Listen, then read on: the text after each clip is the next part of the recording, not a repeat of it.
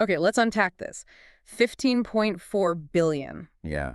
That's not just a big number, right? That's like the sheer volume of smart connected products humming away back in 2023. It's staggering, really. And we're not just talking fitness bands, are we? This is everything from, I don't know, your thermostat at home Uh-huh. The one that learns your habits? to huge industrial machines, even the car you drive.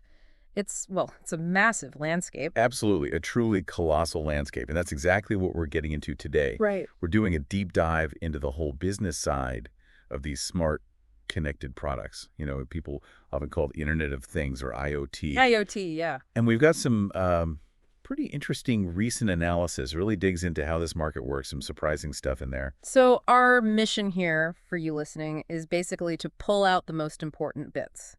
Like, how does this tech actually work? What's the real impact on businesses? What are the big challenges they're facing? And where it's all headed. Exactly. Think of this as like your fast track to getting up to speed on a really important and honestly fast-moving area. And the main source we're using for this exploration, it's a detailed industry report, gives a pretty comprehensive look at the whole smart connected products market. Okay, good. So let's start with the basics then. What actually are these smart connected products? And, what's the magic behind them? How do they work? Right. So at their heart, they're basically advanced devices. They pack in sensors, software, and crucially ways to communicate. Okay. And that combination lets them gather data about what's around them, process it somehow, and then send that data over networks. Can you give us some solid examples, something beyond, the step counter on my wrist? Sure. Fitness trackers are definitely a common one people know. But think about smart thermostats, too. Right. They learn your temperature preferences, right? They adjust automatically to save energy and keep you comfortable. Okay. Or, moving into industry, you've got complex machinery with sensors built right in, monitoring themselves constantly. They can warn you if something might be about to go wrong. Ah, okay. So preventative stuff. Exactly. And even cars these days, they're becoming networked platforms, communicating with other cars with infrastructure. Wow. Okay. So way broader than just gadgets. So walk us through the steps. What makes them smart? Well, it always starts with getting data acquisition. Okay. They have these embedded sensors, tiny detectors, really. They pick up all sorts of things depending on the device. Could be temperature, light, Okay, sure. location, definitely, user activity, loads of possibilities. Then that data gets processed. On the device itself. Sometimes, for quick responses, or often it gets sent off somewhere else for more heavy-duty analysis. To the cloud, I guess. Typically to the cloud. Essentially big remote data centers. And the key link here is connectivity. Right. Using things like your home Wi-Fi or maybe Bluetooth for short-range stuff, even cellular networks for things that move around. So constantly sensing, processing, talking to each other, or the cloud.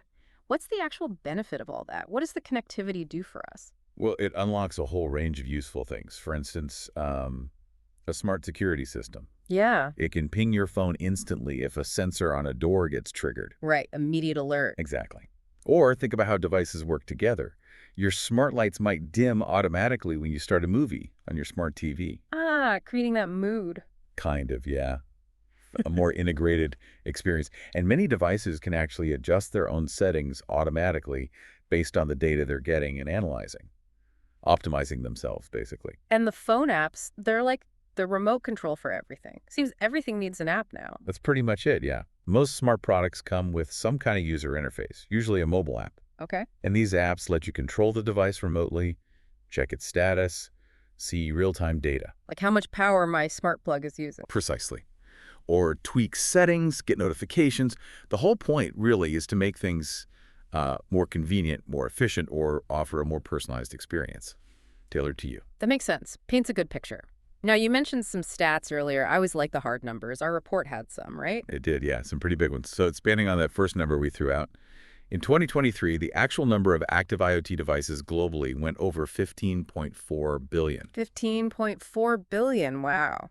And to give you a sense of where this tech is making the biggest waves, the top 5 industries adopting IoT in 2023 were healthcare, transportation, energy, manufacturing, and construction. That's really diverse, yes. Healthcare and construction. It's not just tech companies. Not at all. It shows how broadly applicable this stuff is. It's reaching far beyond just consumer tech. What about geography? Where is this happening most? Good question. Globally, the report pointed to the U.S., China, Japan, South Korea, and Germany as the top 5 countries for IoT adoption last year. Interesting. US, China, Germany, kind of the big industrial and tech hubs. Seems that way, yeah. Highlights its global reach. And what about how they're being used? What are the main applications driving all this growth? Okay, so the report broke down the top 5 uses like this. Predictive maintenance, which you picked up on. Yeah, definitely want to talk more about that. Smart cities, precision agriculture. Farming? Really? Oh, yeah. Huge potential there. Connected healthcare, obviously linked to that industry adoption. And environmental monitoring. Okay, those are really concrete examples. Helps you see how it's actually being used day to day beyond the smart speaker. Exactly. Shows the real-world impact. Right. Predictive maintenance. Let's circle back. That sounds like a massive plus for businesses. So let's talk advantages. Why are companies jumping on the IoT bandwagon? Okay, so for businesses, there are some really transformative benefits. A huge one is boosting operational efficiency. How so? Well, take predictive maintenance. Yeah. Imagine sensors on your factory machines constantly monitoring their health, their performance. Nah. The system can predict if a part is likely to fail before it actually breaks down. Ah, okay, so you fix it during scheduled downtime, not when it crashes the whole production line. Precisely. It minimizes that costly, unexpected downtime. And it can actually make the equipment last longer, too. It's a shift from reacting to problems to proactively managing assets. Like giving businesses a crystal ball for their machines, fewer breakdowns, better planning. What else? What other big wins are there for companies? Another key one is just making smarter decisions, better strategy. Based on the data they're collecting. Exactly. IoT systems generate enormous amounts of real-time data. And if businesses can analyze that effectively, well, it gives them incredible insights. Into what kind of thing? Oh, everything. Inventory levels, Right. how well things are performing, even down to patterns in customer behavior. Okay. So that lets them, say, optimize their supply chains, figure out where best to put resources, and generally fine-tune their overall strategy with more confidence, moving away from guesswork. Right. Using actual data, not just gut feelings, makes Yeah. total sense. And I bet all this connectivity and data can open up new ways to make money, too. Absolutely. New revenue streams are a big driver. Businesses can start offering premium features based on that real-time data. Like what? Well, maybe enhanced services, or even selling access to the aggregated data insights themselves that can be valuable. Think about offering super personalized services based on exactly how someone uses a product. Tailored just for me. Yeah. Or even creating entirely new features that just weren't possible before. This level of connectivity helps build loyalty, makes the business more resilient. Okay, so it sounds like a land of opportunity for businesses getting into IoT, but I'm guessing it's not all smooth sailing. There must be challenges, right? Big hurdles. Oh, definitely. You're right. It's complex. A major concern is privacy and data security. Yeah, that seems obvious. Well, think about the sheer amount of data being collected. Often, it includes personal, sometimes sensitive information that makes these devices and the systems they connect to really attractive targets for cyber attacks. So, making sure that data is protected from misuse, from hackers, from breaches, it's absolutely critical. But the problem is, you've got so many different types of devices, different platforms, implementing strong, consistent security across all of that. It's a huge challenge. Yeah, I can see how securing billions of different gadgets would be tough. What's another big roadblock? Interoperability, that's another big one. Meaning? Meaning getting devices from different manufacturers to talk to each other smoothly. Like my smart light brand not working with my smart lock brand. Exactly, that kind Yeah. of thing. There are lots of different communication protocols, different standards, or sometimes a lack of It's standards. frustrating for users. Very. And it also limits how well you can scale up an IoT system. If things don't integrate easily, it hinders creating those truly smart, interconnected environments. Yeah, a fragmented system where things don't cooperate. That sounds like a major headache. Okay, what's the third key challenge? We're just dealing with the sheer volume of data. Too much information. Kind of, yeah. Billions of devices generate an unbelievable flood of data. Collecting it is one thing, but then you need to process it, analyze it, and actually pull out the useful insights that tell you something meaningful. Finding the signal in the noise. Precisely. And that requires sophisticated analytics tools, expertise, which can be expensive and complicated for businesses to set up and manage. Right, so collecting data is easy, understanding it is hard. Got it. Now, with all these issues around data and security, regulation must be stepping in. What's the regulatory landscape look like? It's definitely evolving, becoming much more important. You really have to pay attention. When it comes to privacy and data protection, yeah, we're seeing stricter rules. Like GDPR in Europe. Exactly. GDPR in the EU is a big one. Hmm. And in the US, you've got things like the CCPA, the California Consumer Privacy Act. And what do they focus on? They set rules for how companies collect, store, and use personal data. They push for things like strong encryption, secure storage, and really clear, transparent privacy policies so people know what's happening with their data and have some control. More accountability, more user control. Makes sense. What about the security of the devices themselves? Any regulations there? Yes, cybersecurity is another major focus. Regulators know these connected devices can be vulnerable. So they're setting standards. They are, pushing manufacturers and service providers to follow established best practices. That means things like providing regular security updates. Patching holes. Right, doing thorough vulnerability checks, sometimes requiring adherence to standards like ISO AEC 27001, which is a big international standard for information security management. The whole idea is shifting towards security by design. Meaning building security in from the start, not just adding it on later. Exactly, embedding it right into the development process. Are there rules specific to certain industries too? Like a smart medical device might have different rules than a smart fridge. Oh, absolutely. Industry-specific regulations are critical. Take healthcare in the U.S., anything handling patient medical info has to comply with IP. Right, the healthcare privacy law. Very strict rules there. Similarly, the car industry has specific regulations about vehicle communications, safety systems and connected cars, and so on. Okay. So staying compliant isn't just about ticking boxes. It's fundamental for safety, reliability, function. It's a complex web, and businesses really need to stay on top of it. It definitely sounds like a moving target, constant vigilance required. So looking ahead then, what's the future hold for IoT? Are we just going to see more and more of this? The general outlook is, exceptionally bright. Lots of anticipation for major tech advances and just continued strong growth. So even more connected stuff. It seems likely. Innovation is moving fast, and we probably expect IoT to get woven even deeper into our daily lives and into how businesses operate. What's going to drive that? A key factor is the rollout of 5G networks, and beyond that, eventually 6G. Faster speeds, right? Faster speeds, yes, but also lower latency, less delay, and just greater reliability.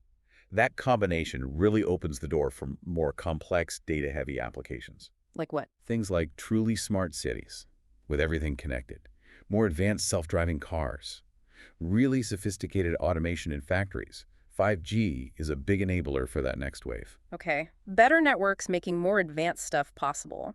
What other tech trends will shape the future here? AI and machine learning, artificial intelligence and ML. Their continued development and integration is going to be huge. Making the devices smarter? Essentially, yes. Making the data processing and the decision-making within IoT systems much more intelligent. AI-driven analytics will mean better device performance, the ability to find deeper insights in the data. More automation. Definitely more automation, more personalized experiences like we talked about, and it'll likely lead to totally new kinds of services and business models built around that intelligent connectivity. So our devices get even more autonomous, maybe even anticipating what we need. That's interesting, exciting, maybe a little unnerving. It raises questions for sure. And what about those challenges we discussed? Security, privacy, are things getting better there? Well, the need for security and privacy is only going to grow as IoT expands. So we expect to see a lot more innovation in security tech specifically designed for these connected environments. New tools, new process. Exactly. And likely continued significant investment in cybersecurity defenses. Building and maintaining user trust is absolutely crucial for the whole ecosystem to thrive. So overall, the outlook is significant growth powered by better networks and smarter AI. Clearly a space to watch. Now, one last thing the report mentioned was secondary market research. How does that fit into the picture? It sounds a bit academic, maybe? Hey, yeah, I see why you'd say that. But actually, the whole business of smart products and IoT is really, really closely linked to secondary market research. How so? Well, secondary research is basically just using existing information that's already out there. Like reports, studies. Exactly. Industry reports, market studies, academic papers, even news articles. You analyze all that existing data to get a handle on market trends, see what competitors are doing, understand how customer behavior might be changing. So it's like doing your homework before you launch a product. That's a good way to put it, yeah. It helps companies spot emerging trends. Maybe a new technology taking off or changing consumer tastes or new regulations coming down the pipeline. Okay. It gives you that crucial big picture view of the market. Mm. which you absolutely need for making smart strategic decisions, anticipating what's coming next. So it informs strategy. What else? How else does it help businesses in this IoT space? Well, it also lets them benchmark themselves, see how they stack up against the competition, Uh, and assess the potential of different market segments. By looking at reports, competitor data, you can figure out market share, maybe spot gaps in the market where there's an opportunity. a niche. Potentially, yeah. Or just understand where you fit in the overall landscape. And all that info helps you target your marketing better, refine your product roadmap, make smarter investment choices. It's really foundational knowledge. Mm. Reduces risk. Okay, so it's about understanding the playing field before you make your move. Makes a lot of sense. Well, this has been really insightful. A good look into this very complex world of smart connected products. It really is multifaceted, isn't it? We've Yeah. seen it's this huge, fast-growing area, lots of opportunity for sure, Yeah. but also some really significant challenges. Security, getting things to work together, just managing all that data. Hmm. Those are big And ones. the rules are trying to catch up, regulations are evolving, and the future seems really tied to things like 5G, like AI. Definitely reliant on those ongoing advancements. So hopefully, for you listening, you've now got a much clearer, maybe more detailed understanding of what's driving this industry, going beyond just knowing about your smartwatch or speaker. Yeah, it's a solid foundation. Yeah. And that kind of leads us to a final thought, something for you to maybe chew on. Given how quickly these smart devices are becoming part of, well, everything, our homes, our work, our cities, what are the really big societal questions we need to start thinking about more seriously? Uh, As users, as citizens, as stakeholders, what do we need to address proactively? Hmm. Yeah, that's a deep one. Definitely something to ponder. But well, this deep dive hopefully gave everyone a good starting point for understanding the complexities and, yeah, the potential of all these smart connected products. Until next time.